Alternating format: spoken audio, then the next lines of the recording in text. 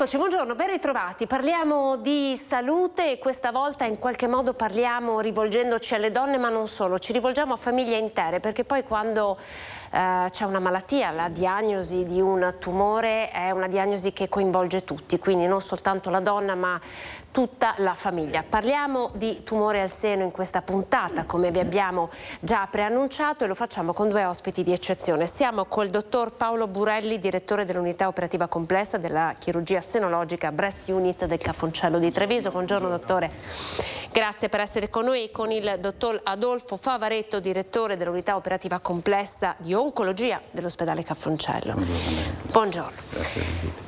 Allora, c'è un percorso che racconta l'esperienza dalla diagnosi alla identificazione di una terapia e poi alla cura, ma soprattutto ci sono delle storie, le storie che questi medici che sono qui con me in questo momento hanno conosciuto, e ne conoscono tante ogni giorno, perché purtroppo la diagnosi di tumore al seno forse è una di quelle più frequenti quando si parla di oncologia. Siamo abituati a parlarne, lo facciamo sempre di più con numeri sempre più grandi, ma siamo anche abituati ad avere sempre più possibilità di cura, e questa per noi rimane sempre una buona notizia ed è possibile grazie alla ricerca.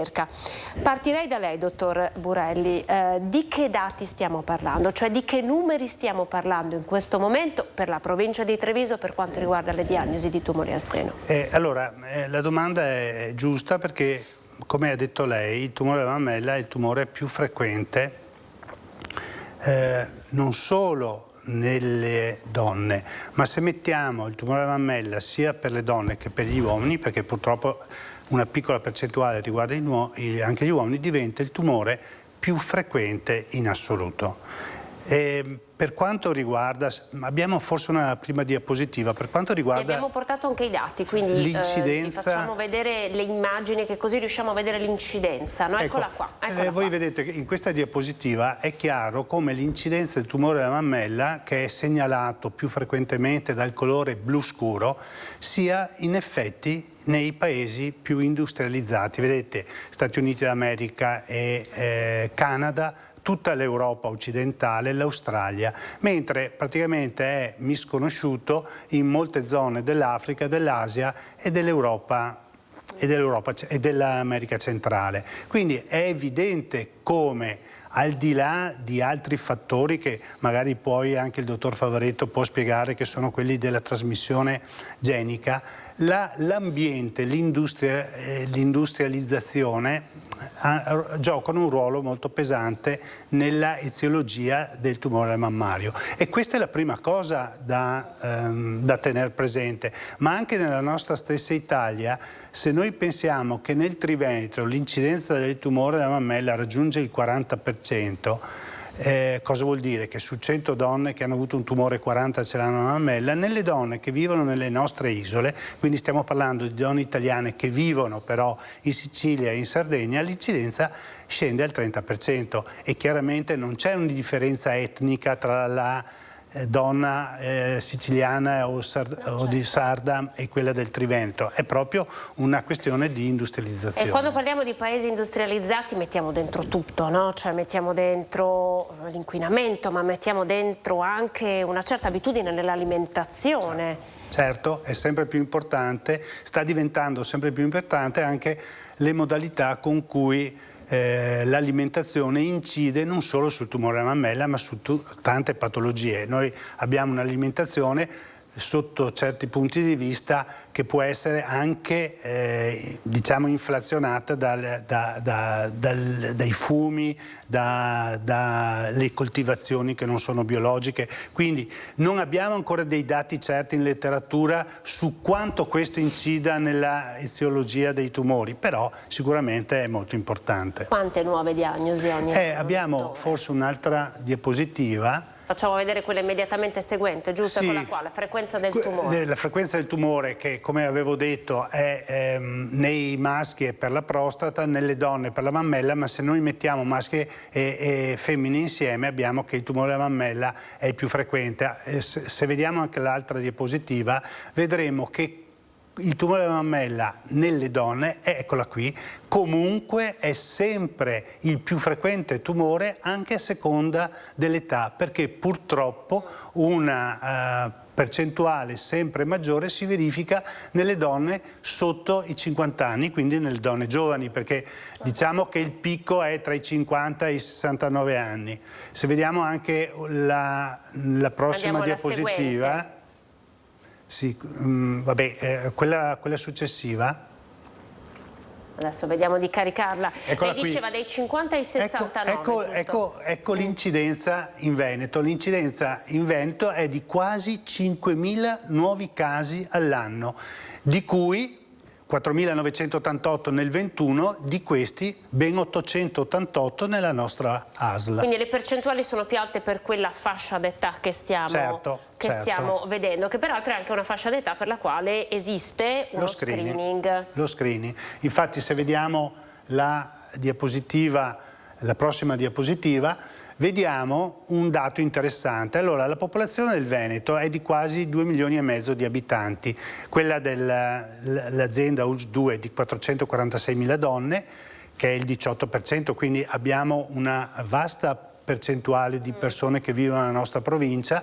Di queste 446.000 donne, ben 153.000 sono quelle che possono aderire allo screening mammografico. Attenzione, nella nostra azienda, come nel Veneto, lo screening mammografico copre l'età dai 50 ai 74 anni, che non è la stessa età che viene ricoperta in tutta l'Italia. Quindi noi abbiamo fatto un passetto avanti, perché tutto sommato le donne dai 70 ai 74 anni sono donne che vengono seguite. Di queste 153.000 donne fanno periodicamente la mammografia di screening come prevenzione. Ricordo che il mese di ottobre è il mese della prevenzione. Tra l'altro, infatti non a caso noi oggi parliamo di questo. Ma allora, dottor Favaretto, verrei a lei, no? Allora, qui stiamo parlando dei dati, c'è una diagnosi che arriva, no? C'è una diagnosi che arriva. Come viene fatta questa diagnosi? E sappiamo che insomma anche i tumori alla mammella sono i più diversi. Non ve n'è uno solo, no? Come peraltro per tante altre neoplasie.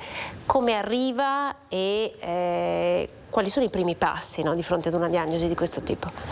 Allora, la diagnostica è essenzialmente mammografica, questo è il punto fermo, ecco, della diagnostica per il tumore mammario. Una volta che è stata fatta una diagnosi con accertamento bioptico, si hanno le caratteristiche della malattia e si discute nell'ambito di una riunione multidisciplinare dove ci sono oncologi, chirurghi, radiologi, cioè è veramente composita questa riunione, si definisce qual è il percorso migliore per quella persona. Potrebbe essere direttamente la chirurgia d'emblée e poi i trattamenti cosiddetti adiuvanti, cioè fatti successivamente all'atto chirurgico, oppure in altri casi in cui la malattia è un po' più avanzata, un po' più aggressiva, può essere anticipata la chemioterapia prima dell'intervento chirurgico. Questo non deve fare assolutamente paura, anzi può dare un risultato migliore e poi si fa seguire l'atto chirurgico, che può essere anche meno mutilante, meno invalidante. Abbiamo fatto anche passi da gigante, no? Adesso nella chirurgia, proprio perché, un po' come lei prima ci stava raccontando, queste riunioni multidisciplinari ci insegnano che quando l'ULSS prende in carico un paziente, prende in carico quel paziente, no? Perché il caso viene discusso da diversi specialisti, perché il percorso di cura è diverso per ognuno, no? Cioè, allora, questo è un percorso comune. Come venga articolato poi può essere articolato in maniera differente da persona a persona, ecco. Essenzialmente i trattamenti rimangono quelli, la chirurgia, la radioterapia, la chemioterapia o i trattamenti ormonali, questi sono basilari. Poi come vengano, la sequenza, questo può variare in rapporto all'entità della malattia. malattia. Ecco. Prima il dottor Borelli parlava di genetica, no? Quanto può intervenire la genetica su tumori di questo tipo e se la genetica cambia anche il percorso di cura poi del paziente? Entriamo in un campo molto un campo tosto. Sì, allora ha detto bene, cioè in entrambe ha una duplice valenza, sia su un piano, diciamo così, di caratterizzazione della malattia e se riscontriamo delle alterazioni di alcuni geni, noi possiamo pensare che questa sia una malattia trasmissibile anche alla prole, maschio o femmine, poco importa, ecco. Certo. E per cui questo dà una predisposizione poi allo sviluppo di questa o anche altre malattie. Lo stesso gene può essere utilizzato anche a scopo terapeutico con farmaci che vanno a lavorare su quella alterazione genetica. Anche questi sono i grandi passi avanti della ricerca, no? Cioè, estremamente importante. E in tema di prevenzione potrebbe anche essere interessante capire questo, no? Cioè se c'è una genetica forse si potrebbe alzare il livello di attenzione anche, no? All'interno di una famiglia. Certo, allora il test genetico viene, o perlomeno la visita genetica ormai viene proposta diciamo abbastanza frequentemente a chi ha una familiarità molto importante, a chi ha sviluppato certi tipi di tumore, però anche a persone che hanno avuto delle problematiche dei tumori. Ad esempio, faccio l'esempio più eclatante di donne che hanno avuto un tumore mammario al di sotto dei 35 anni. La visita genetica non vuol dire il test genetico, la visita genetica deve decidere se una donna rientra in quei parametri per cui fare il test genetico. Una volta che è fatto il test genetico può risultare positiva o negativa. Positiva vuol dire che ha in sé un gene che trasmette il tumore per la mammella o il tumore per l'ovaio, bisogna tenere presente questo. E quindi qui dobbiamo dividere in due popolazioni quelle che fanno il test genetico che risulta positivo, quelle che sono effettivamente già ammalate o che hanno avuto un tumore e quelle invece che sono sane, perché per le donne sane noi abbiamo due possibilità di andare incontro: uno stretto follow up. Cosa vuol dire? Fare degli esami più frequentemente per cercare di trovare nel momento in cui viene il tumore una forma ancora allo stato iniziale, oppure abbiamo invece un trattamento chirurgico preventivo. Devo ricordare una cosa, che un test genetico positivo significa che quella donna ha una possibilità di avere un tumore mammario nella sua vita vicino all'80% e un tumore all'ovaio vicino al 50%, quindi sono dati statistici molto importanti che fanno sì che molto spesso, più che il follow up, noi andiamo a fare una chirurgia che purtroppo è una chirurgia estrema, perché vuol dire togliere tutte e due le mammelle e togliere tutte e due le ovaie, però questa è una forma di prevenzione, un salvavita sul test genetico.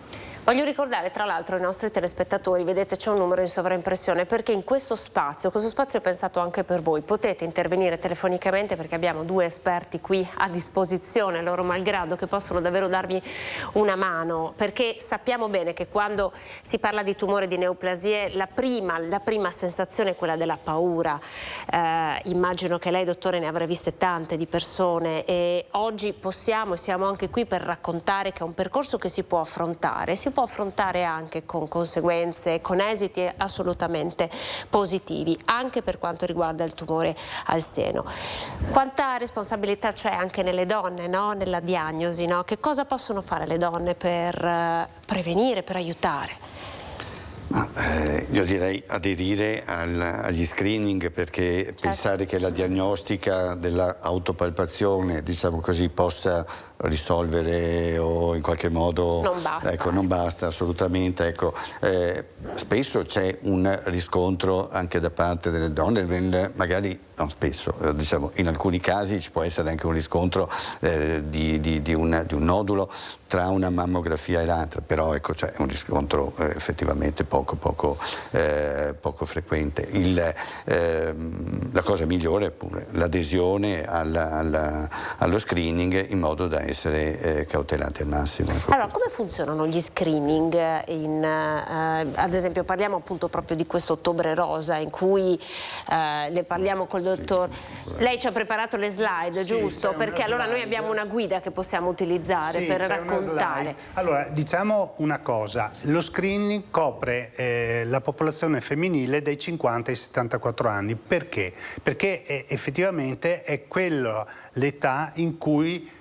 Sì, questa slide va bene.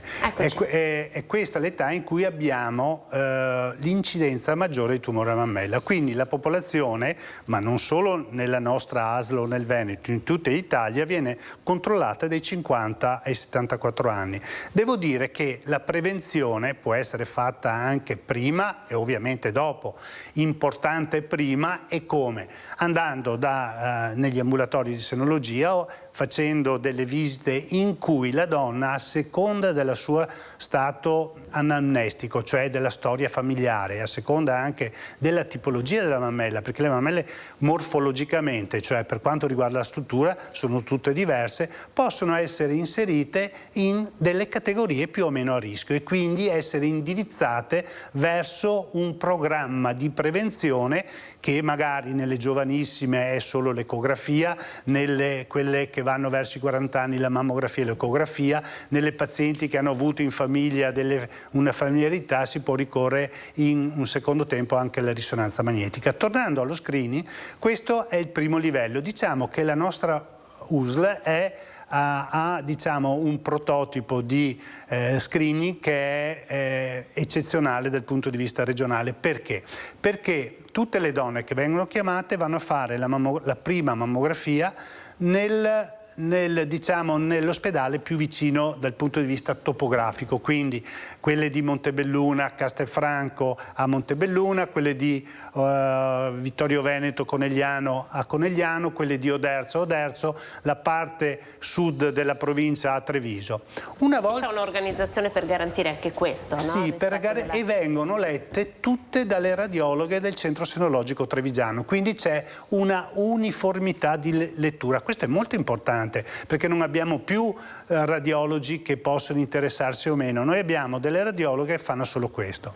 Nel momento in cui queste radiologhe vedono che c'è un sospetto, un'opacità, qualcosa, le donne vengono richiamate tutte al centro senologico trevigiano dove, se vediamo la diapositiva, verranno sottoposte al secondo livello. Eccolo qua, vedete, tutte le frecce indicano che nel momento in cui c'è un sospetto alla radiografia, che viene letta però dalle radiologhe del centro senologico trevigiano, le donne vengono chiamate al centro senologico trevigiano tutte e fanno l'approfondimento, che è una biopsia, sempre con lo stesso personale. Questa è una garanzia di uniformità. Vogliamo spiegare che cos'è la Breast Unit?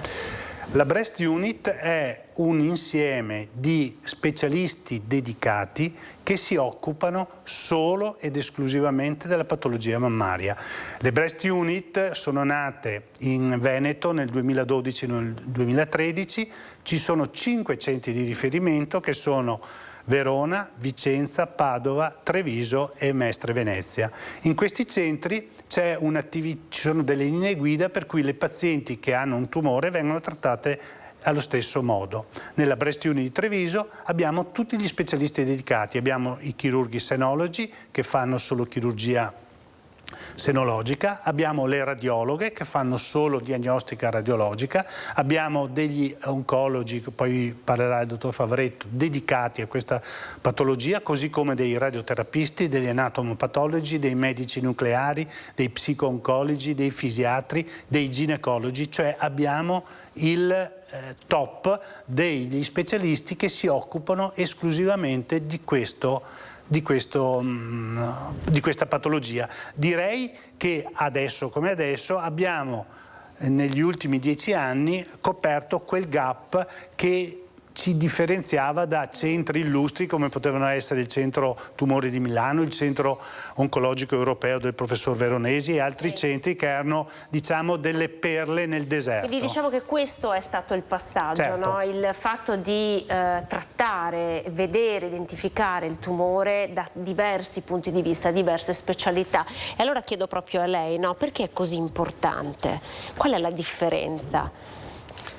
Ma la centralizzazione che si diceva è un elemento forte perché, diciamo, aumentando il numero di casi che vengono trattati aumenta la competenza, per cui, diciamo, sicuramente la dispersione non porta a nulla, anzi il fatto di accentrare non è un elemento, diciamo, che deve essere visto come un disagio per le persone che vanno distanti da casa, ma un elemento di qualità del servizio. Poi diciamo, i centri anche oncologici sono diffusi sul territorio, i trattamenti possono essere fatti anche negli ospedali, non solo nell'ospedale di Treviso, ma, diciamo, la discussione e l'accentramento della decisione finale è bene che sia un qualcosa di condiviso diciamo, a livello degli specialisti massimi. Ecco, che poi lì c'è il focus, sì, no? Sì.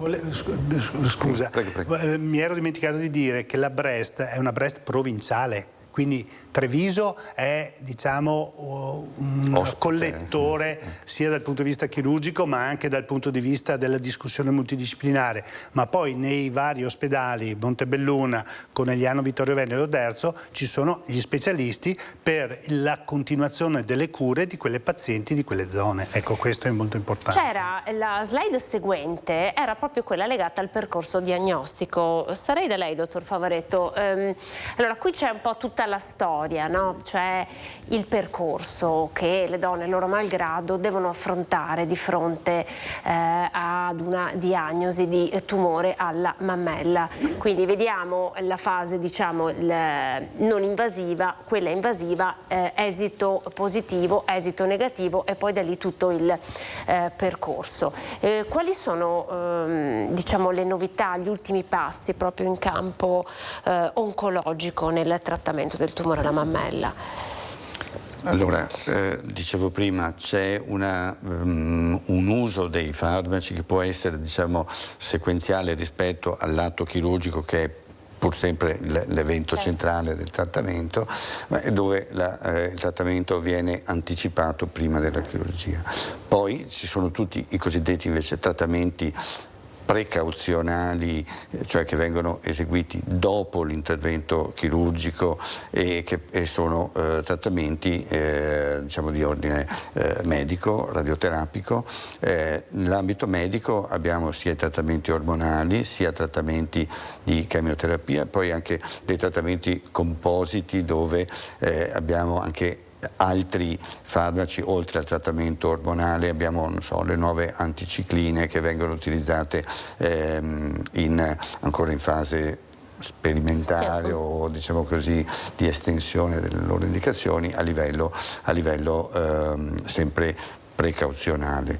Poi la maggior parte diciamo, delle innovazioni si ha in una situazione che, diciamo, esula un po' dall'argomento di oggi, che è il trattamento della malattia in fase precoce, quando la malattia, diciamo, è andata oltre, già in fase avanzata. Ecco, lì allora abbiamo un panorama, diciamo, di farmaci a disposizione molto più ampio, perché è lì dove vengono anche testati, dove entrano, diciamo così, nella pratica clinica più precocemente. Nel trattamento precauzionale diciamo, bisogna essere ben sicuri del loro reale vantaggio su una popolazione che in quel momento è potenzialmente sana o guarita, ecco, mi capisce? Per cui ecco, assolutamente. Diciamo, i trattamenti diciamo, vengono testati più nella malattia avanzata. Però è importante, e immagino che lei confermerà, il fatto che grazie alla prevenzione, quindi se noi riusciamo a prendere per tempo una neoplasia di questo tipo, le possibilità di cura, di avere un esito positivo, una qualità della vita sono... è molto molto alta, arriva ormai al 90% in alcune situazioni, per cui effettivamente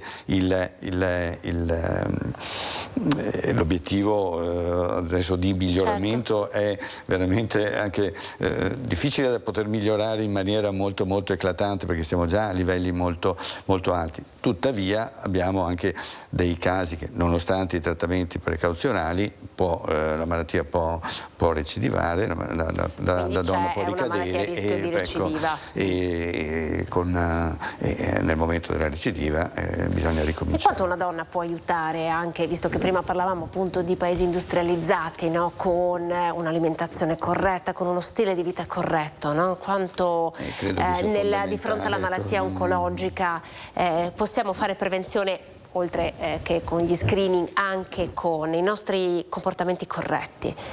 Allora lì dobbiamo distinguere un po', perché a volte le persone quando vengono da noi ci chiedono cosa possiamo fare adesso, cioè adesso è non è più, cioè la prevenzione uno la deve fare prima, per cui lo stile di vita deve cominciare a 20 anni o a 30 anni, ecco, per poter dare i propri risultati a 40, 50, 60, ecco, per cui diciamo alimentazione e attività fisica sono cose che sicuramente, controllo del peso, sono le cose fondamentali, perché per quello che riguarda la mammella questi sembrano quelli che sono maggiormente correlati, ecco, con poi quali siano le esatte cause, adesso questo non lo si sa, ma diciamo così da un punto di vista epidemiologico questi sono i correlati. Si è vista, l'attività fisica è sicuramente, stiamo parlando, come diceva il dottor Favaretto, delle pazienti già operate o già trattate, quindi che hanno avuto un tumore. L'attività fisica e una buona alimentazione sembrerebbe che potessero diminuire la possibilità di recidive. Una cosa importante da dire per quanto riguarda l'alimentazione è che sicuramente un aumento di peso e quindi un aumento del tessuto adiposo può creare dei problemi. Perché? Perché il tessuto adiposo è ricco di estrogeni e quindi questi potrebbero essere come benzina nel fuoco per le recidive. Quindi sicuramente una corretta alimentazione, ma soprattutto un'attività sportiva nelle pazienti già ammalate può ridurre in maniera significativa la possibilità di avere delle recidive a distanza. Lei prima, dottore, ci ha dato dei dati molto forti, no? Parlava di quasi 5.000 nuove diagnosi ogni anno, e in questi 2 anni in cui la nostra sanità è stata messa a dura prova dal Covid, come siete riusciti a gestire anche questo? Come siete riusciti comunque a portare e a garantire anche puntualità negli screening? È stato sicuramente un momento assolutamente difficile, soprattutto nelle 2 puntate maggiori in cui abbiamo avuto il Covid. Dal punto di vista dello screening mammografico, diciamo che a parte 2 mesi in cui è stato di necessità interrotto, poi si sono messe in atto delle procedure per cui c'è stato un recupero, lavorando anche di sabato, chiamando le pazienti al telefono, per cui c'è stato un recupero delle donne che non avevano eseguito il test mammografico nei tempi previsti. Per quanto riguarda l'attività oncologica, devo dire che in tutti gli ospedali, ma anche a Treviso, le sale operatorie sono state dedicate alle pazienti oncologiche, quindi abbiamo diminuito gli interventi e addirittura sospeso gli interventi per patologia non oncologica, e tutto sommato, nonostante ci sono stati dei periodi in cui le terapie intensive erano purtroppo piene di pazienti Covid, siamo riusciti a mantenere entro un certo tempo gli interventi, quindi c'è stata sicuramente una difficoltà, ma che già adesso abbiamo già superato, insomma. Quindi i pazienti oncologici, diciamo, sono stati sicuramente, sono stati assolutamente preservati. Assolutamente, sì. È chiaro che ci sono stati qualche ritardo, soprattutto nei 2 picchi in cui abbiamo dovuto adibire delle sale operatorie o degli interi ospedali ai pazienti Covid. È chiaro che questo ha creato dei ritardi, ma nell'ambito degli oncologici tutto sommato sono stati ritardi assolutamente convenuti. Gli oncologici che tra l'altro sono i pazienti fragili, no? Cioè, abbiamo imparato a conoscere il termine paziente fragile anche, no? con il Covid, quindi pazienti per cui si è dovuto avere un'attenzione maggiore con la vaccinazione. Assolutamente, la vaccinazione ha giocato un ruolo importante, abbiamo fatto un'opera di convincimento e questo diciamo, ha permesso di salvare parecchie persone, perché diciamo, bisogna ricordarlo, il vaccino è quello che diciamo, in qualche modo ci ha permesso di venire fuori da questa situazione. Ecco. Sì, i pazienti fragili sono fragili per la patologia e fragili per le terapie che fanno. Ecco, molto spesso in ambito di tumori della mammella, per fortuna abbiamo anche parecchi trattamenti che sono, tra virgolette, dolci, cioè il trattamento ormonale non è sempre la classica chemioterapia, che ecco, la usiamo ancora in maniera importante, però ecco, abbiamo anche altri trattamenti che non sono così debilitanti da un punto di vista immunitario, per cui diciamo alcuni pazienti non sono così fragili, ma certo che la situazione di fondo di malato neoplastico in cura è comunque una condizione di fragilità. Ecco. Allora, io devo andare in pubblicità, sì, mi confermate che devo andare in pubblicità. Io vi ricordo che potete intervenire da casa utilizzando il numero che vedete in sovraimpressione se avete bisogno di fare delle domande, insomma, ai nostri esperti. Andiamo in pubblicità, poi continuiamo a parlare proprio di questo. Vi aspetto.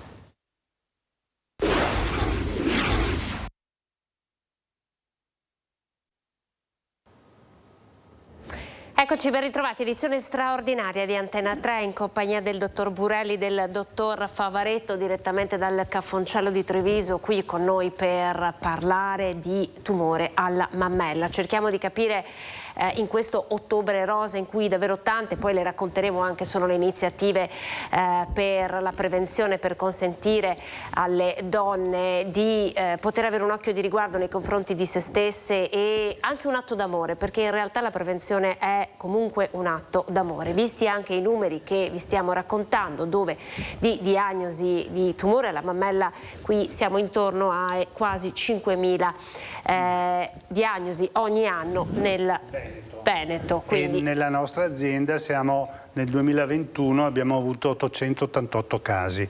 Allora, come diceva il dottor Favaretto, il discorso della percentuale di guarigione, secondo il registro tumori della regione Veneto, quindi abbiamo dei dati ufficiali, la percentuale di guarigione è dell'89%, quindi del 90%. È una percentuale molto alta, però il tumore della mammella è il più frequente, quindi incute ancora paura, perché se noi diciamo che ci sono stati 5.000 nuovi casi e diciamo che il 90% è guarito, abbiamo comunque molte donne che invece non ce la fanno, e il numero è un numero elevato dato l'elevato numero di diagnosi che facciamo. Guardi dottore, abbiamo già una telefonata, sì. Allora io la prenderei subito, poi riallacciamo il discorso. Pronto? Buongiorno. Buongiorno, io sono stata operata il 21 di novembre dell'anno scorso, ho fatto già una visita di controllo e adesso mi hanno detto di tornare a gennaio. A gennaio devo fare ancora la mammografia e la radioterapia o solo una visita? Volevo chiedere questo. Allora, lei è stata operata a novembre, quindi un intervento di chirurgia che immagino le ha asportato il tumore. I tempi da qui in avanti di una persona che ha attraversato il tumore, quali sono, dottor Burelli? Allora, a rispondere alla domanda non è facilissimo, perché ormai, come è stato già detto dal dottor Favaretto, la terapia è personalizzata e quindi bisognerebbe sapere come è stata operata, di cosa è stata operata, cioè il tipo di tumore, i tumori non sono tutti uguali, e quindi il percorso di follow up, cioè le visite di controllo, sono scandite dalla tipologia del tumore. Quindi se la signora è stata operata a novembre sicuramente avrà già fatto un controllo, bisogna vedere che tipo di intervento, se ha fatto un intervento conservativo, se ha fatto un intervento demolitivo, se ha fatto la ricostruzione, perché allora c'è sia il chirurgo plastico che deve controllarla, sia il radiologo che deve fare eventualmente una mammografia, un'ecografia, se c'è ancora la mammella, il controllo oncologico. Questo non sono in grado di rispondere direttamente, ma per far capire che ogni donna ha un percorso di follow-up legato al tumore. Siamo stati esaustivi, vuole chiedere ancora qualcosa? Magari c'è qualcosa che non abbiamo colto? No, mi bastava sì, che chiede che ogni tipo di tumore ha una sua patologia, ha un suo percorso. Ha un suo percorso. Grazie signora per averci contattato. Soprattutto di visita in visita vengono date tutte le indicazioni per la visita successiva, per cui diciamo dovrebbe esserci un programma prestabilito. Adesso non credo che infatti la domanda della signora fosse un po' più fino a che punto, no, devo andare avanti, però possiamo immaginare che il controllo annuale, la signora parlava proprio di mammografia, sia comunque anche dopo la diagnosi e la cura di un tumore fondamentale. Sicuramente il controllo mammografico, tenendo presente quando noi non facciamo delle mastettomie, attenzione, perché allora se facciamo delle mastettomie bilaterali, ad esempio o monolaterali, la mammografia in quella mastettomia fatta non ha più senso, però i controlli mammografici, ecografici, talora con la risonanza magnetica, nelle pazienti operate per un tumore sono sicuramente annuali. Quanto, lei diceva, quanto tempo, ma anche qui c'è una variazione a seconda del tipo di tumore. Ci sono dei follow-up che si fermano a 5 anni, degli altri che continuano per 7 anni e degli altri ancora che vanno avanti per 10 anni. Questo, ripeto, sempre legato alla tipologia. Quello che si deve dire alle pazienti è che quando una paziente dice ho un tumore mammario e si rivolge dicendo l'ha avuta anche la mia vicina di casa, la mia sorella, sono tutte situazioni diverse che non possono essere paragonabili. Allora, abbiamo un'altra telefonata. Pronto? Pronto? Buongiorno, prego. Buongiorno, io parlo a nome di mia figlia perché in questo momento è al lavoro. Sì. Allora, è già stato tolto un seno 10 anni fa. Adesso si sente male nell'altro. È più di un anno che aspetta, sempre in lista d'attesa, per una mammografia. Allora fa male l'altro seno, è venuta al pronto soccorso di Treviso e giorno 13 di ottobre ha una visita da reparto di senologia dell'ospedale di Treviso. Ma non è possibile, una persona già stata assegnata perché è stata tolta il seno, che un anno non trovi un posto per fare una mammografia. È una cosa vergognosa. Allora, lei signora ci sta raccontando che sua figlia, posso chiederle quanti anni ha sua figlia? Mia figlia adesso ne ha 60. 60.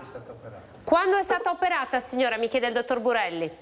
10 anni fa. Ah, 10 anni fa è stata operata. Allora guardi, credo che ci sia una risposta. Sì, allora la sua sorpresa la posso capire, anzi giustificare come mamma, però essendo stata operata 10 anni fa è sicuramente uscita da quel percorso di follow-up che stavo dicendo. Il dolore mammario è un'altra cosa da sfatare, non è un segnale sospetto ed è il motivo per cui a fronte di una richiesta di mammografia prima farà una visita senologica che darà la velocità con cui dover fare una mammografia. Ripeto, il dolore mammario, anche in una donna che purtroppo è già stata operata, non è un sintomo sospetto di avere un altro tumore. Per cui prima di fare una mammografia, secondo me giustamente, il senologo valuterà la priorità per farla e quindi se dalla visita risulterà che ci possono essere delle caratteri di sospetto metterà una mammografia veloce, altrimenti una mammografia standard. Diciamo che queste sono delle procedure che non decidiamo in loco noi, ma che sono le linee guida nazionali. Sì. Allora, è da tanto che aspetta questa visita, sempre nella lista d'attesa per fare la mammografia. Allora abbiamo deciso di andare al pronto soccorso. Quindi la signora dice con il pronto soccorso è intervenuta, l'esame diagnostico verrà fatto il 13, è corretto signora? Quindi il 13 di ottobre, sì, perché là appunto hanno detto noi mammografie qua non ne possiamo fare. La mandiamo per il giorno 13, che è andata la settimana scorsa al pronto soccorso, perché non trovi una soluzione, non trovi... lei era stata, il primo seno che ha tolto, era stata operata all'ospedale di Treviso, dove non era stato esportato completamente il tumore.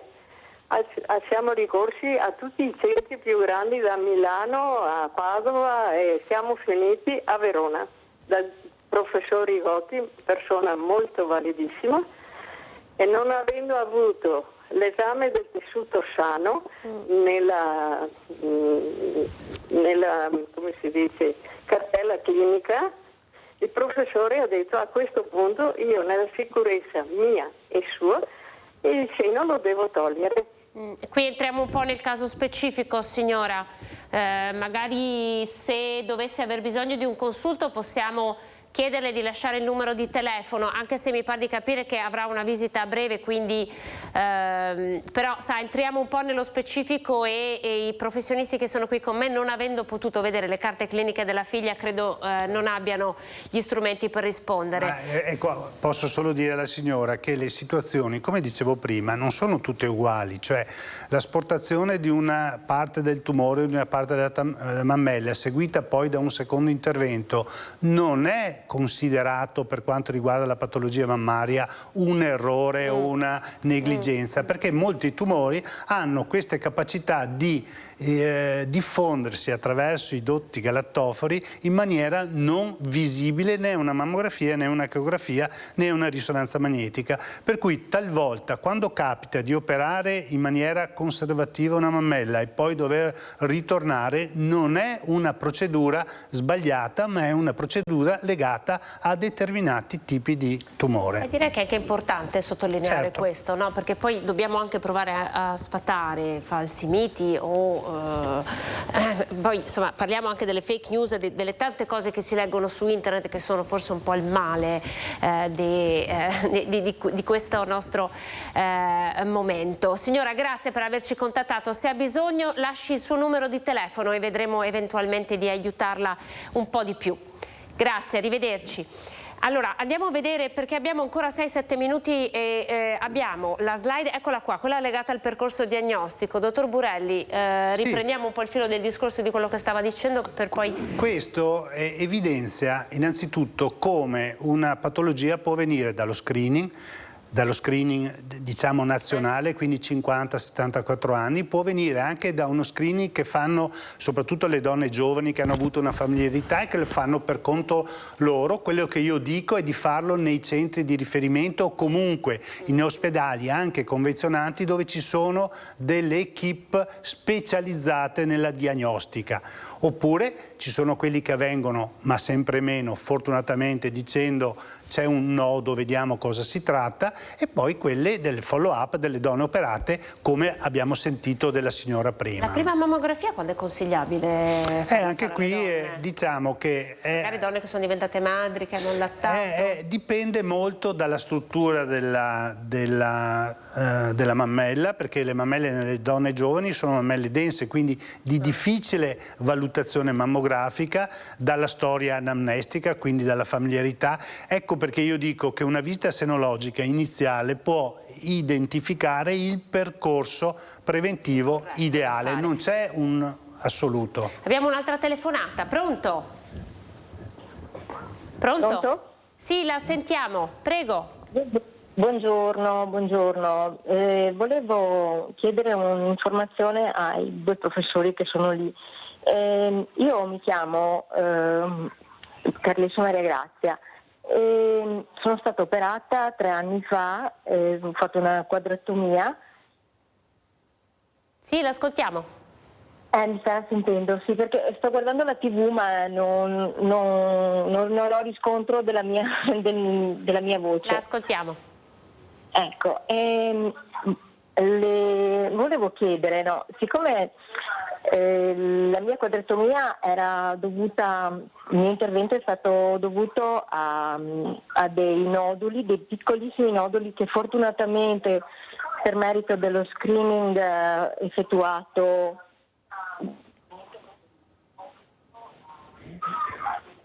La ascoltiamo. Sì, ho la voce che ritorna per cui non riesco a sentire bene. No, dicevo che ho effettuato questo intervento a Bassano e oltretutto molto bene con un'equipe meravigliosa e sto ancora eseguendo adesso la cura con il tamoxifene. Le chiedevo, purtroppo in questi 2 giorni ho avuto un piccolo problema che riguarda le ovaie. Ho avuto dei crampi molto forti e delle secrezioni e un po' di sangue che non so capire perché mi sarebbero dovute bloccare il ciclo. Però non capisco questa problematica, può dipendere da qualcosa che si sia qualche interferenza col tamoxifene o qualche altra problematica, devo sentire il mio ginecologo. Allora, ecco, facciamo rispondere al dottor Favaretto. Assolutamente sì, ed è anche urgente che si faccia vedere dal ginecologo e poi bisogna capire quale sia la natura. Le ovaie in teoria dovrebbero essere bloccate in questa situazione, mentre diciamo, il tamoxifene talvolta, ma noi normalmente lo controlliamo, potrebbe dare un lieve ispessimento a livello dell'endometrio, che è la parte interna dell'utero, che diciamo, potrebbe dare adito a questo sanguinamento. Ecco, per cui diciamo, comunque va vista da un ginecologo che poi metterà in atto anche un provvedimento adeguato. Ecco. Quindi sì, i nostri esperti assolutamente consigliano la visita, di contattare assolutamente il suo ginecologo. Ok, vi ringrazio tantissimo. In bocca al lupo. Grazie mille. In bocca al lupo, davvero. Grazie per quello che fate, grazie, buona giornata. Insomma, noi se riusciamo a essere utili, questo è l'obiettivo e questo è quello che a noi importa. Abbiamo pochi minuti a nostra disposizione, dobbiamo razionalizzare, dobbiamo fare un passaggio col dottor Favaretto sui trattamenti, dottore. Cose importanti. Diciamo, quello a cui avevo accennato anche prima, ecco, questo del trattamento preoperatorio nell'ambito delle patologie precoci, cioè diciamo di una malattia che è ancora in fase precoce, per cui può essere guarita, è un elemento fondamentale, perché diciamo, permette di ridurre l'entità della malattia, permette al chirurgo anche di fare un intervento meno demolitivo, per cui anche da un punto di vista estetico e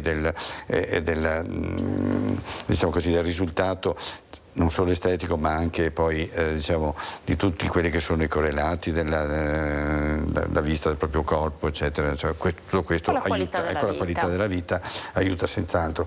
Noi diciamo, come oncologi capiamo anche qual è la sensibilità della malattia al trattamento, perché lo vediamo a volte sparisce o si riduce moltissimo, e questo è un indice di sensibilità, e tutto questo diciamo, non deve far pensare alla donna che è in una condizione, sta facendo la chemioterapia, allora non vale più la pena di fare nulla, anzi cioè, è un trattamento che è propedeutico all'intervento chirurgico, alla radicalizzazione diciamo, del risultato, ecco, di ottenere il risultato migliore. Quindi ecco, questo è un passaggio importantissimo. È importante perché molto spesso ecco, la chemioterapia viene vista come se fosse un trattamento, diciamo, in una condizione dove non c'è la possibilità di guarire, dove diciamo, le probabilità di farcela sono minori. Ecco, in realtà diciamo, è un trattamento come altri, e a seconda di dove noi lo posizioniamo dà delle chance che possono essere Assolutamente quelle della guarigione, ecco, per cui non aver timori, anche se sono trattamenti, diciamo, che possono comportare per la donna la perdita dei capelli, perché spesso, diciamo, sono trattamenti molto... Noi non possiamo fare sconti in quella situazione, ecco, dobbiamo andarci un po' con la mano pesante per ottenere il risultato che il chirurgo si aspetta dal nostro trattamento. Quindi diciamo è una fase importante in cui, insomma, è bello anche quello che lei ha detto, non possiamo fare sconti, ma perché ci garantisce che andiamo ad intervenire in maniera pesante per poi in fase chirurgica e nella fase successiva riusciamo ad avere un risultato migliore, e voglio ricordarvi questo 89-90%, no, di percentuale di guarigione. Questa è la cosa veramente... Il trattamento chemioterapico in questa fase viene fatto quando ci sono dei linfonodi interessati, che è una condizione, diciamo, un po' più avanzata, un po' più seria, e però bisogna portare a casa il risultato pieno anche in questa situazione, per cui è estremamente importante, ecco, che anche la donna ci creda e che sia compliante, che sia, ecco, che si dia da fare, ecco, per... Certo, siamo il ruolo attivo, no? Anche di fronte alla malattia, e questo grande atto d'amore, come mi piace definirlo, anche proprio nei confronti di se stessi, atto d'amore che è anche il fatto di andare a vedere, sfruttarlo, questo ottobre rosa che abbiamo a disposizione, no? Usiamolo tutto. Lo usiamo sia a livello dell'azienda, ma anche a livello, dobbiamo ringraziare anche tipo la LILT, cioè delle onlus che si dedicano a questa prevenzione, mettendo a disposizione gli ambulatori per delle visite propedeutiche, eventualmente per la mammografia, ma quello che è importante è che alle donne venga spiegato, ad esempio trasmissioni come queste sono fondamentali per chiarire certe situazioni e per spiegare perché la donna deve fare prevenzione. L'abbiamo detto, raggiungiamo il 90% di guarigione, e come? Con la prevenzione, quindi l'ottobre rosa da seguire tutte le manifestazioni che vengono fatte da qualsiasi onlus, ma soprattutto dove poi partecipare ai programmi di screening. Chiedo alla regia quanti minuti ancora ho a disposizione, perché abbiamo pochissimi minuti, sì, e allora devo salutare i nostri ospiti, però insomma alla fine abbiamo capito che sì, il tumore è un nemico, ma abbiamo degli strumenti, gli strumenti della prevenzione, grazie agli screening, grazie ad un comportamento anche corretto, uno stile di vita corretto, e poi di fronte ad una diagnosi non ci dobbiamo spaventare, perché anche qui c'è una breast unit, quindi c'è una struttura davvero preparata e all'interno della quale confluiscono diverse specialità, ognuno per il proprio campo, quindi i casi vengono presi in cura, in carico davvero a 360 gradi. Si chiama percorso terapeutico ed è un percorso che a volte è anche lungo, ma diciamo così la donna è sempre accompagnata. Quello che vorrei aggiungere, se posso, brevissimamente, che anche c'è un personale infermieristico che viene dedicato esclusivamente, sulle quali le donne possono fare assoluto affidamento, che è un personale che ci aiuta nel, come diceva il dottor Favaretto, accompagnare la donna dalla diagnosi alla fine della terapia. Un percorso che può anche essere tosto, ma che va attraversato, no? È un viaggio che si fa sempre tutti assieme. Grazie davvero per essere stati in nostra compagnia, dottor Paolo Burelli, dottor Adolfo Favaretto. Grazie. E a voi telespettatori ovviamente che siete intervenuti e che ci avete seguito. Vi auguro una buona giornata. Arrivederci.